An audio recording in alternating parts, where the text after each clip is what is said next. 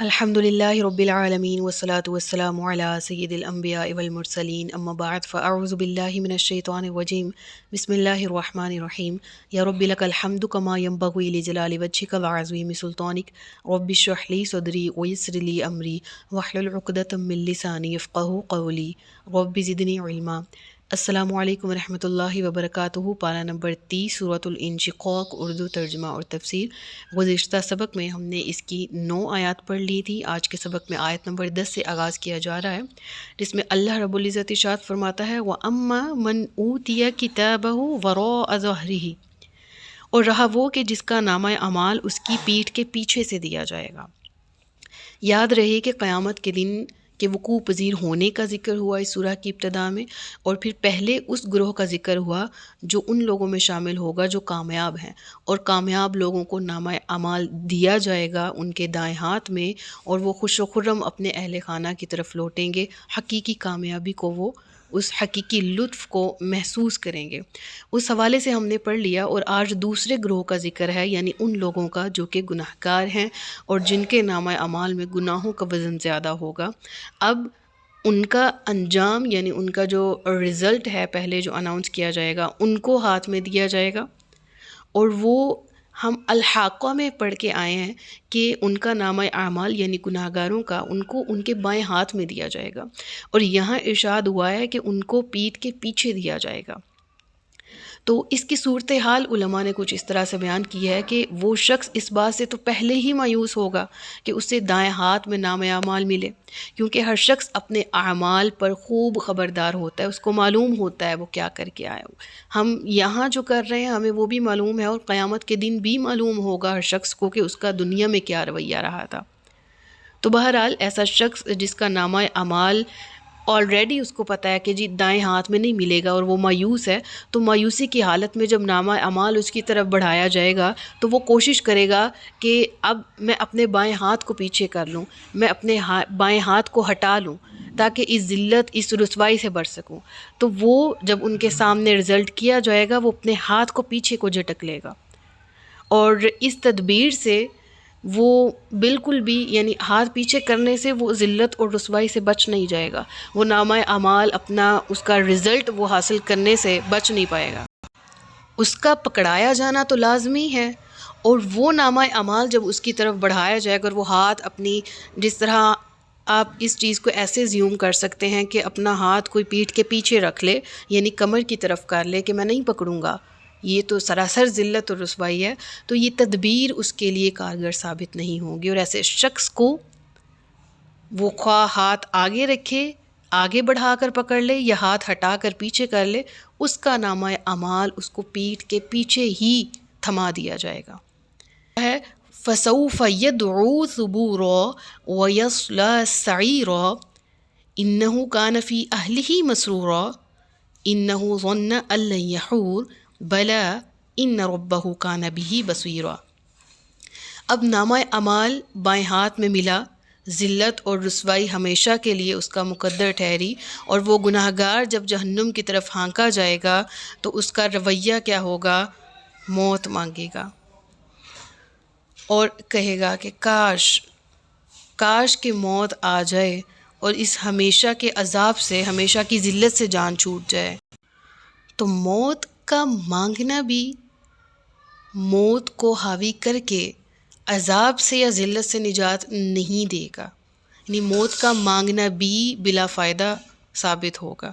وَيَصْلَىٰ سَعِيرًا، اور وہ بھڑکتی آگ میں داخل ہو جائے گا۔ بے شک وہ اپنے گھر والوں میں تو بہت خوش تھا،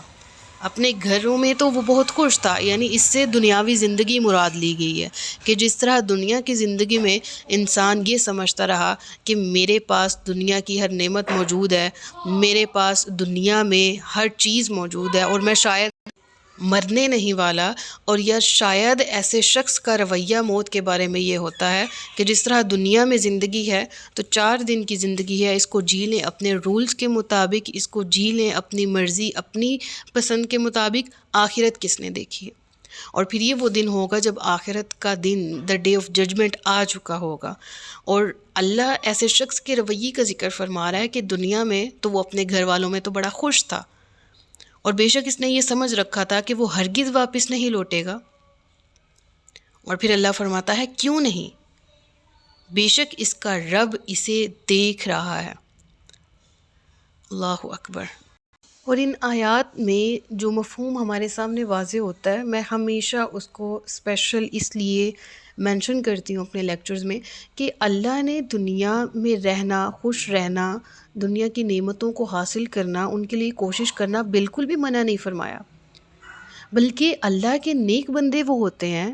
کہ جن کے متعلق سورۃ الطور آیت نمبر 26 میں ذکر کیا گیا کہ بے شک وہ اپنے گھروں میں رہتے ہیں، گھر والوں میں موجود رہتے ہیں، لیکن خدا کے ڈر سے اپنی زندگی بسر کرتے ہیں، اللہ سے ڈرتے رہتے ہیں، یعنی اپنے گھروں کی حدود کے اندر بھی وہ اللہ کی حدود کا خیال رکھتے ہیں، اور اپنے معاملات زندگی میں بھی رب العالمین کی رضا کے متلاشی ہوتے ہیں۔ ہر وقت انہیں یہ خوف لاحق رہتا ہے کہ کہیں بال بچوں کی محبت میں گرفتار ہو کر ہم دنیا کے بنانے والے یعنی رب العالمین سے، اس کی ذات سے دور نہ ہو جائیں، اور ہم اپنی دنیا بہتر بنانے کے چکر میں اپنی عاقبت برباد نہ کر لیں۔ اللہ کے نیک بندوں کا تو یہ رویہ اور طرز عمل ہوتا ہے، لیکن اس کے بالکل اپوزٹلی اس شخص کا حال بتایا گیا ان آیات میں کہ اپنے گھر میں وہ چین کی زندگی بسر کرتا جا رہا، خوب عیش کر رہا تھا، خود اور اپنے فیملی بال بچوں کو عیش کرا رہا تھا، اور وہ یہ سمجھ رہا تھا خواہ کتنی ہی حرام خوریاں کرے، کتنے ہی لوگوں کے حق مارے، کتنی ہی کرپشن کیوں نہ کرے، لیکن یہ سامان عیش میں نے اپنے گھر والوں کو فراہم کرنا ہے، اور یہ عیش پسندانہ زندگی میں نے خود بسر کرنی ہے، خواہ میں کتنی ہی حدود کو کیوں نہ پامال کر لوں، میں نے اپنی دنیا بہترین کرنی ہے۔ اور وہ اسی دنیاوی لذت کے لیے، اسی دنیاوی خوشی کے لیے اللہ کی باندھی حدود کو کراس کرتا ہے، پامال کرتا رہا ہے، اور اللہ اسی کا ذکر یہاں فرما رہا ہے۔ تو یہ دونوں گروہ ہمارے سامنے، اہل الجنہ بھی اور اہل جہنم بھی، اور ان لوگوں کا ذکر بھی ہمارے سامنے ہے جو دنیا میں رہتے ہوئے اللہ کی رضا کے متلاشی ہوتے ہیں، دنیاوی نعمتوں کا بھی جائز استعمال کرتے ہیں، اولاد کی اچھی پرورش کرتے ہیں، ان کو نعمتوں کے جتنے بھی بہترین ذرائع ہیں وہ پرووائڈ کرتے ہیں۔ ہر شخص کا دل چاہتا ہے کہ وہ اچھی زندگی گزارے، اپنی اولاد کو اچھی زندگی دے، والدین کو اچھی زندگی دے، ایسا ہونا بھی چاہیے، لیکن انسٹرکشنز کس کے لیے ہیں؟ لیکن جہاں سے ممنوعات شروع ہوتی ہیں وہ ان حدود کو، ان باؤنڈریز کو کراس کرنا ہے جو اللہ کو ناپسند ہے، اور جس کے بارے میں ہم اس سورہ یعنی سورۃ الانشقاق میں پڑھ رہے ہیں کہ ہاں اب تم اپنے لیے موت مانگ رہے ہو، اب تم اپنا انجام دیکھ رہے ہو، حالانکہ دنیا میں تو تم عیش پسندانہ زندگی گزار رہے تھے اور یہ سمجھتے تھے کہ تم تو ہرگز واپس نہیں لوٹو گے، تمہیں ہرگز نہیں لوٹنا اللہ کی طرف، اور حالانکہ بے شک اللہ تمہارے ہر کام کو دیکھ رہا ہے۔ تم یہ سمجھتے رہے کہ تمہیں دنیا ہی میں رہنا ہے اور آخرت ہاں اس کو تو دیکھ ہی لیں گے، تو پھر آج دیکھو، آج تم سے دیکھا نہیں جائے گا، آج تم اپنے لیے موت مانگو گے لیکن موت نہیں آئے گی، آج تم اپنے لیے کوئی اسکیپ چاہو گے، کوئی فرار حاصل نہ ہوگا۔ پھر اگلی آیات میں ذکر ہوتا ہے کہ بس نہیں، میں قسم کھاتا ہوں شفق کی اور رات کی اور جو کچھ وہ سمیٹ لیتی ہے، اور چاند کی جب کہ وہ ماہ کامل ہو جاتا ہے، تم کو ضرور درجہ بدرجہ ایک حالت سے دوسری حالت کی طرف گزرتے چلے جانا ہے۔ اب یہاں پر جس چیز کے بارے میں قسم کھائی جا رہی ہے، رب العالمین پہلے قسم ذکر فرماتا ہے اور پھر اس کی وجہ ذکر فرماتا ہے۔ ابھی ہم وجہ کے بارے میں پڑھتے ہیں پہلے، اور پھر اس قسم کی نوعیت کے بارے میں۔ اللہ فرماتا ہے تمہیں ایک حالت پر نہیں رہنا، بلکہ انسان مختلف فیزز سے اپنی لائف میں گزرتا ہے۔ بچپن سے جوان ہوتا ہے، جوانی سے بڑھاپے تک کا سفر، بڑھاپے سے موت، موت سے برزخ، برزخ سے دوبارہ کی زندگی، اور دوبارہ کی زندگی میں میدان حشر میں انسان کا جانا، پھر حساب و کتاب کا ہونا، پھر جزا و سزا کا ہونا، یہ تمام تر منزلوں سے انسان کو لازماً گزرنا ہے، اور ان کے حق ہونے کے بارے میں رب العالمین نے ذکر فرمانے سے پہلے 3 چیزوں کی قسم کھائی۔ سورج ڈوبنے کے بعد شفق کی سرخی، دن کے بعد رات کی تاریکی، اور اس میں ان بہت سے انسانوں اور حیوانات کا سمٹ جانا جو دن کے وقت زمین پر پھیلے رہتے ہیں، اور پھر چاند کا ہلال سے درجہ بدرجہ بڑھ کر بدر کامل تک پہنچ جانا۔ دیکھیں، چاند پہلی کے چاند کو ہلال کہا جاتا ہے، اور پھر وہ مختلف منزلوں سے گزرتا ہوا جب پورا چاند بن جاتا ہے اس کو بدر کہا جاتا ہے۔ اب یہاں پر بھی ذکر دیکھیں آیت نمبر 18 میں، وَالْقَمَرِ إِذَا اتَّسَقَ، اور چاند کی قسم جب وہ پورا ہو جائے، مراد وہ 14ویں کا چاند ہے جو مختلف منازل کو طے کرتا ہوا زمین والوں کے لیے پورا دکھائی دیتا ہے۔ یعنی گویا یہ چند وہ چیزیں ہیں جو اس بات کی اعلانیہ شہادت دے رہی ہیں کہ جس کائنات میں انسان رہتا ہے اس کے اندر کہیں ٹھہراؤ نہیں ہے، ایک مسلسل تغیر اور درجہ بدرجہ تبدیلی ہر طرف پائی جاتی ہے۔ لہٰذا کفار کا یہ خیال صحیح نہیں ہے کہ موت کی آخری ہچکی کے ساتھ معاملہ ختم ہو جائے گا، بلکہ جس طرح انسان اپنی دنیاوی ظاہری زندگی میں سانس لیتے ہوئے مختلف سٹیجز، مختلف فیزز میں ہوتا ہے، بالکل اسی طرح سے جب روح جسم سے جدا ہو جائے گی تو برزخ کے معاملات، اس میں بھی دیگر فیزز ہیں، اور پھر اس کے بعد عاقبت، اس کے بعد آخرت کی زندگی، اس کے بعد حساب کتاب ہونا، یہ ساری چیزیں جو ابھی میں نے تسلسل کے ساتھ آپ کے ساتھ بیان کی یہ بھی برحق ہیں۔ تو تم اپنی آنکھوں کے سامنے دنیاوی زندگی وٹنس کرتے ہو، تم یہ وٹنس کرتے ہو کہ تمہارے ہاں آسمان میں بھی تغیر ہے،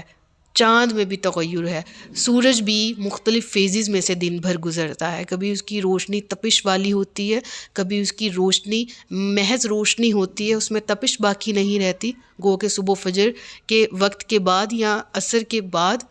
تو مختلف فیزز ہیں کائنات میں، ٹھہراؤ نہیں ہے، انسان کی اپنی ذات میں بھی ٹھہراؤ نہیں ہے۔ تو تم کیسے یہ کہہ سکتے ہو کہ سانس ختم ہوئی تو معاملہ ٹھہر گیا، رک گیا، اب اس کے بعد کی زندگی نہیں ہے؟ پھر اللہ آیت نمبر 20 میں ذکر کرتا ہے، فَمَا لَهُمْ لَا يُؤْمِنُونَ وَإِذَا قُرِئَ عَلَيْهِمُ الْقُرْآنُ لَا يَسْجُدُونَ بَلِ الَّذِينَ كَفَرُوا يُكَذِّبُونَ وَاللَّهُ أَعْلَمُ بِمَا يُوعُونَ فَبَشِّرْهُم بِعَذَابٍ أَلِيمٍ۔ پھر ان لوگوں کو کیا ہو گیا ہے کہ یہ ایمان نہیں لاتے، اور جب قرآن ان کے سامنے پڑھا جاتا ہے تو سجدہ نہیں کرتے، بلکہ یہ منکرین تو الٹا جھٹلاتے ہیں، حالانکہ جو کچھ یہ اپنے نامہ اعمال میں جمع کر رہے ہیں اللہ اسے خوب جانتا ہے۔ لہٰذا ان کو دردناک عذاب کی بشارت دے دو۔ البتہ جو لوگ ایمان لائے اور جنہوں نے نیک عمل کیے ان کے لیے کبھی ختم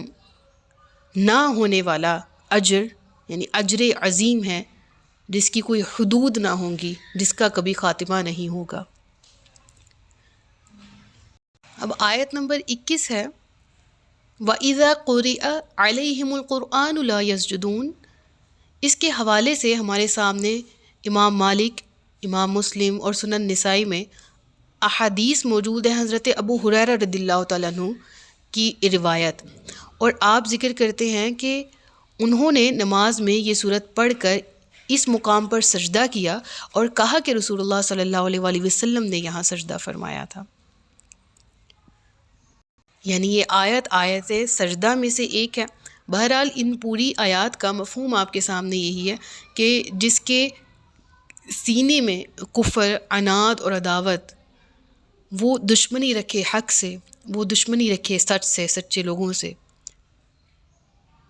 اور جس کے دل میں برے ارادے موجود ہوں، جس کا عمل پلید ہو، جس کی نیت فاسد ہو، جس کا دل اتنی گندگیوں سے بھرا ہوا ہے، وہ قرآن کو جھٹلائے گا ہی، وہ ایمان نہیں لائے گا۔ اور اسی کا ذکر آیت نمبر 22 میں بھی آگے دیکھے گا، بَلِ الَّذِينَ كَفَرُوا يُكَذِّبُونَ وَاللَّهُ أَعْلَمُ بِمَا يُوعُونَ۔ رب العالمین کے حکم سے فرشتے اپنے کاموں پر معمور ہیں، اور جو کچھ یہ کر رہے ہیں، ہر انسان جو عمل کر رہا ہے اللہ اسے خوب جاننے والا ہے۔ لہٰذا جو ضد اور عناد کا رویہ اپنائے ہوئے ہے اسے دردناک عذاب کی بشارت دے دو، لیکن جو اہل الایمان ہیں اور جو نیک اعمال کرنے والے ہیں ان کو وہ اجر دیا جائے گا جو کبھی نہ ختم ہوگا، جس کو کبھی خاتمہ نہیں ہوگا۔ صدق اللہ العلی العظیم و صدق رسولہ النبی الکریم۔ سچ فرمایا اللہ نے جو عظمت والا ہے۔ یہاں پر ہماری سورۃ الانشقاق مکمل ہوتی ہے۔ انشاءاللہ اگلے سبق میں نیکسٹ سورہ کے ساتھ حاضر ہوں گی۔ اپنا بہت سا خیال رکھیے گا، مجھے دعا میں یاد رکھیے گا۔ تاجدار ختم نبوت زندہ باد، پاکستان پائندہ باد۔ السلام علیکم ورحمۃ اللہ وبرکاتہ۔